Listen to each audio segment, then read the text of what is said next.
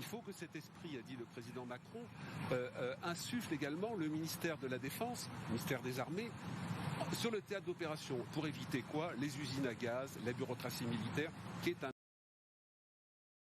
aux Ukrainiens. À l'intérieur, il faut bien que les téléspectateurs comprennent, la France n'est pas seule, même si c'est la première puissance militaire européenne de l'Union européenne, la France n'est pas seule, elle est au sein de l'Union européenne avec ses partenaires, elle est au sein de l'OTAN qui est en train de s'élargir à la Finlande et à la Suède. Évidemment, tout type de combat de haute intensité se ferait en collaboratif avec nos alliés. Alors, le dispositif a un peu changé par rapport à l'an dernier, les chevaux sont plus avant. Il n'entoure pas totalement le chef de l'État. Oui, on va les voir apparaître pour la descente. Là, il est vraiment sur la revue du matériel motorisé qu'on va pouvoir détailler tout à l'heure. Et puis la grande escorte à cheval viendra, comme vous l'avez dit, entourée. Alors encagée, l'expression est le président n'est jamais dans une cage, mais effectivement il va être entouré. Et ce qui est intéressant dans le défilé du 14 juillet, c'est la tradition et la modernité. C'est-à-dire que la protection à cheval, de la monarchie à l'Empire à la République, c'est un continuum, si vous voulez. Et la modernité, c'est le fait que derrière les chevaux tels qu'on les connaît, vous avez les chevaux vapeur qui sont dans tous les matériels qu'on aperçoit. Alors, ça paraît rien, mais le travail de ces motards, il est très très compliqué. Leur moto fait 300 km en exercice, nous de ces militaires. Et tout à l'heure avec Anne-Claire et Pierre, à quel point il est difficile pour les chevaux de année, un motard est tombé une fois, un cavalier pourtant très aguerri est tombé. On expliquera tout à l'heure avec Anne-Claire et Pierre à quel point il est difficile pour les chevaux de s'acclimater à ce bruit, au fracas des sabots sur les pavés des Champs-Élysées, à la foule, au klaxon. Et c'est pas facile. Regardez, écoutez cette ambiance, écoutons le son autour du président de la République. Chaque année, on l'observait sous le président Sarkozy, le président Hollande, le président Macron, il y a ce mélange d'applaudissements, quelquefois de contestation.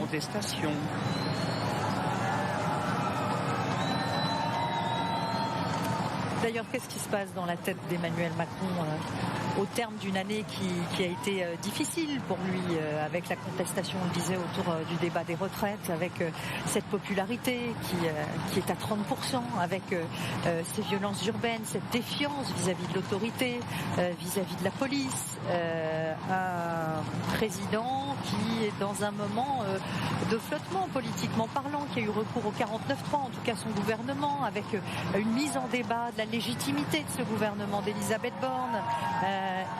Et c'est pas facile, je pense, pour lui d'incarner l'unité nationale aujourd'hui. Oui, effectivement. Et alors, évidemment, on ne peut pas parler à la place du président, mais ce qui est extraordinaire les 14 juillet, c'est que c'est un peu un moment de grâce. C'est un moment suspendu. Ou de répit. Ou de répit, certainement, parce que, comme le disait Rochefort, à l'époque où il y avait 50 millions de sujets français, il ajoutait 50 millions de sujets de mécontentement. Voilà. Donc, mais c'est un moment suspendu, un moment très particulier que nous vivons en le présentant, en l'animant, en descendant les Champs-Élysées. Et pour les responsables politiques, et le président évidemment en tête, est-ce qu'il y a on entend des huées et parmi les applaudissements. Et puis Pierre, vous le soulignez, ainsi qu'Anne-Claire, cela fait très longtemps, 10 ans, qu'un président en exercice sait que constitutionnellement, il ne sera plus président dans 4 ans. Nicolas Sarkozy a tenté de se représenter, il n'a pas été réélu. François Hollande en a été en quelque sorte empêché par les sondages et par sa cote de popularité, mais lorsqu'il descendait les Champs-Élysées, il ne savait pas qu'il ne pourrait plus être président. Emmanuel Macron sait qu'il ne sera ce mandat, ce quinquennat, est le dernier pour lui. Donc psychologiquement, il est sans doute dans un état d'esprit différent. Écoutez, c'est intéressant ce contre-champ. Ces gens qui photographient, qui gardent un souvenir, certains viennent de très loin, des Britanniques, des Néerlandais, des Américains qui viennent dans cette ville l'une des plus visitées du monde le 14 juillet.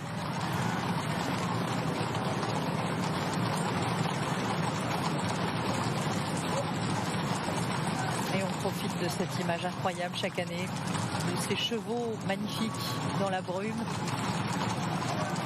Vous voyez l'impression de force que ça dégage. Donc là c'est une impression pacifique. Mais imaginez les régiments de cavalerie à 1000, 2000 cavaliers sous l'Empire, qui eux avaient des intentions belliqueuses vis-à-vis des ennemis de la France ou des adversaires de la France. Ça vous donne une puissance de combat qui est incarnée aujourd'hui par les chars lourds dont vous parliez avec les chars Leclerc. Mais sans trahir de confidence, l'un des deux derniers chefs de l'État m'a confié que c'est à ce moment-là, lorsqu'il descendait les Champs-Élysées le 14 juillet, que la charge ô combien noble et écrasante lui tombait sur les épaules, qu'il avait le sentiment d'être le responsable de la sécurité du pays, de la sécurité des Français et de l'unité de la patrie. Et c'est sans doute ce que dit à cet instant Emmanuel Macron. Alors on voit bien l'intérêt du dispositif en termes de sécurité. Vous voyez que c'est très compliqué si jamais un tireur cherchait à atteindre le président de cibler un homme dans cette masse qui est en mouvement, faite de chevaux et de motards. Et donc on voit tout à fait l'intérêt de cet engagement pour des raisons de sécurité. Ne rappelons pas de mauvais souvenirs, mais c'est déjà arrivé, il n'y a pas si longtemps, au début des années 2000, Maxime Brunerie, un extrémiste dérangé, qui a visé le président de l'époque, qui était Jacques Chirac.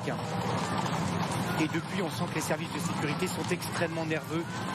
C'est arrivé à Nicolas Sarkozy, à François Hollande, à Emmanuel Macron, lorsqu'ils sont autour de l'Arc de Triomphe, lors de cérémonies officielles, le 8 mai, le 11 novembre, d'aller au-devant de la foule, une foule qui n'a pas été systématiquement fouillée, de faire des selfies, d'échanger. Et là, on voit que les services de protection du président sont au-delà de la nervosité. Ils se disent, mais que peut-il se passer? Chose qui serait d'ailleurs impossible aux États-Unis, puisque le Secret Service dirait au président, les patrons, c'est nous. Vous êtes locataire de la Maison Blanche pendant 4 ans. Nous vous interdisons d'aller à cet endroit-là. Et effectivement, les présidents, surtout être président de la République, c'est comment dirais-je, un parcours du combattant sur 7 ans jadis, 5 ans aujourd'hui. Et pourtant, beaucoup veulent l'entreprendre. Absolument. Mais effectivement, il y a une attraction de la foule, parce que quand on est, et encore une fois, on le perçoit nous, modestement, en voyant l'ambiance qu'il y a autour, mais il y a une liesse, il y a quelque chose qui se dégage, qui est très très fort, et donc le mouvement naturel d'un président d'une démocratie, c'est d'aller vers effectivement ces personnes qui sont là. Pour les services de sécurité, c'est un casse-tête absolument terrible. Et puis Pierre, élargissons le spectre. Il n'y a pas tellement d'autres démocraties dans lesquelles le chef de l'État descend entouré d'une garde officielle avec des chevaux. La reine d'Angleterre, le roi d'Angleterre, qui ne dirige pas le pays, ils ne font que régner. Le chancelier Scholz n'a pas ses honneurs, le Premier ministre britannique n'a pas ses honneurs. Donc il y a cette filiation monarchique en France. Et on tend l'oreille parce qu'on commence à entendre une musique qu'on connaît bien.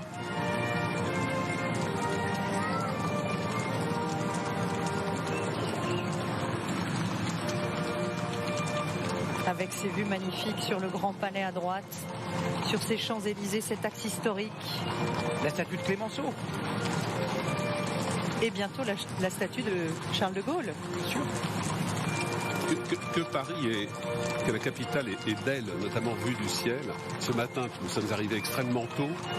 La Seine était absolument lisse. Il y avait un lever de soleil tout à fait extraordinaire. Et toutes les images aériennes que nous avons, là, ce sont les lycées militaires africains qui sont dans les unités étrangères à l'honneur, qui vont défiler tout à l'heure derrière les blocs indiens extrêmement impressionnants. Il y a la Côte d'Ivoire, le Gabon. C'est vrai que c'est difficile de passer après eux. On vous en dit pas plus, mais vous allez voir, voilà. Pour les Français, le niveau est très très haut. Voilà, là, ce sont les blocs indiens que le président vient juste de dépasser. Peut-être un conseil à nos téléspectateurs, si certains croient être lax et souple, je vous demande de garder modestie, parce que tout à l'heure vous allez voir les soldats indiens défiler, c'est juste incroyable. Avec Anne-Claire et Pierre, on a eu le privilège de les voir en répétition. C'est très Quel est le mot qui convient, Anne-Claire? Ultra souplesse. Insensé, admirable. Inconscient. On vous laisse un peu de suspense. Non, c'est un travail de l'épaule que je ne conseille pas aux gens qui le regardent. Magnifique statue. De Charles de Gaulle. Et surtout sur les blocs indiens, observez bien tout à l'heure quand les blocs vont